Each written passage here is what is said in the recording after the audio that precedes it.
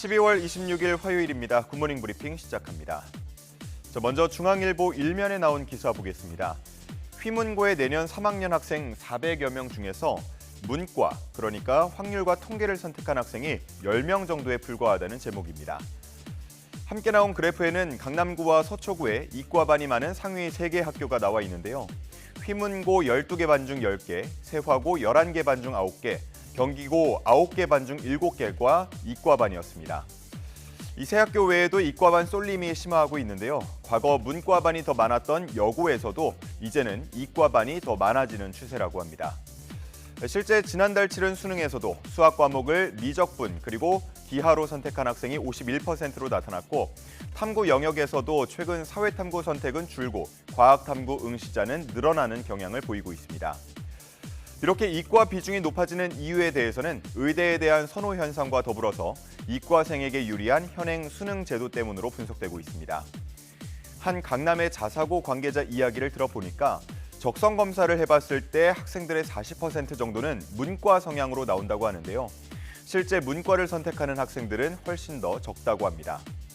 결국 진학을 위해서 적성과 관계없이 이과 쏠림 현상이 나타난다고 해석해 볼 수 있겠는데 전문가들은 선택 과목을 없앤 수능 개편안이 확정되어야 이러한 문이과 격차가 완화될 거라고 내다보고 있습니다.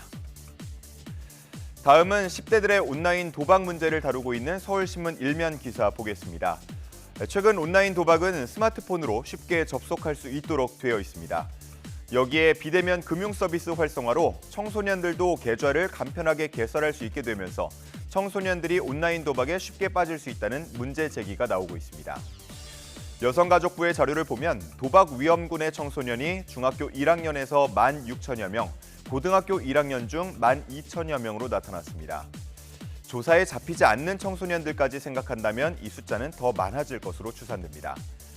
또 재학 중인 청소년들을 대상으로 돈 내기 게임을 처음으로 경험한 나이를 물었을 때 11.3세로 나타났는데요. 최근 들어서 크게 낮아지고 있는 것으로 나타났습니다. 이렇게 문제가 심각해지자 돈줄을 끊을 수 있도록 금융당국의 책임을 강조하는 목소리가 커지고 있고 또 중독 청소년들을 선제적으로 발굴하고 치료 관리할 필요가 있다는 의견도 함께 나옵니다. 한 전문가는 현재 청소년 도박 중독 관련 서비스는 어디서 어떻게 받아야 하는지 잘 알 수 없다면서 접근성을 보다 높일 필요가 있다고 지적하고 있습니다. 다음 기사 보겠습니다.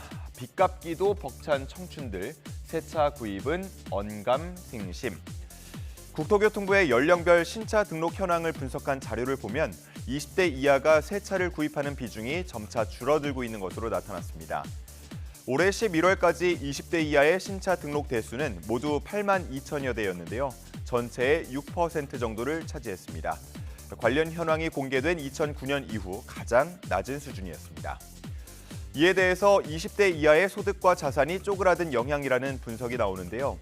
통계청이 최근에 발표한 자료를 보면 20대 이하 가구주의 가구 소득은 2021년 3,114만 원으로 2018년과 비교해서 7.4% 줄었고 반면 부채 보유액 증가율은 93.5%로 전 연령대 중에서 가장 높은 것으로 나타났습니다. 즉 고령층에 비해서 상대적으로 모아둔 재산은 적고 코로나19에서 비롯된 경기 불황의 직격탄을 맞은 20대 이하가 새 차를 살 여력이 부족했다고 분석됩니다. 한편 한국일보에는 공유 경제가 대세가 되면서 젊은 층에서 차를 소유하지 않으려는 경향이 강화된 것 때문이라는 분석도 실려 있었습니다. 다음은 두 신문 기사 제목 함께 보겠습니다. 위쪽 경향신문에는 대세는 유묘차라고 되어 있고요.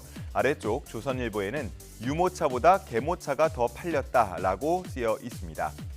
계모차와 유묘차 모두 반려동물용 유모차를 일컫는 별칭인데요. 한 대형 이커머스 업체의 판매량에서 모두 유아용 유모차를 앞섰다고 합니다. 반려동물용과 유아용을 합친 판매량을 100이라고 했을 때 작년에는 36대 64로 유아용이 더 많았지만 올해 3분기까지 판매량에서는 57대 43으로 반려동물용 판매 비율이 더 높은 것으로 나타났습니다. 이커머스 업체 측은 갑자기 두 카테고리의 판매 비중이 뒤바뀐 배경에 대해서는 분석이 조금 더 필요하다면서도 최근 점차 비중이 옮겨가는 추세였다고 말했습니다. 세계 최저 수준인 저출생 역시 영향을 준 것으로 분석이 되고요. 반려동물 양육 가구가 점차 증가세를 보이는 것 역시도 원인으로 꼽힙니다. 한편 출산 육아용품의 1인당 지출액은 작년에 비해서 16% 정도 증가한 것으로 나타났는데 점차 용품들이 고급화되어가는 것이 영향을 준 것으로 분석됩니다. 12월 26일 아침 신문 살펴봤습니다. 지금까지 굿모닝 브리핑이었습니다.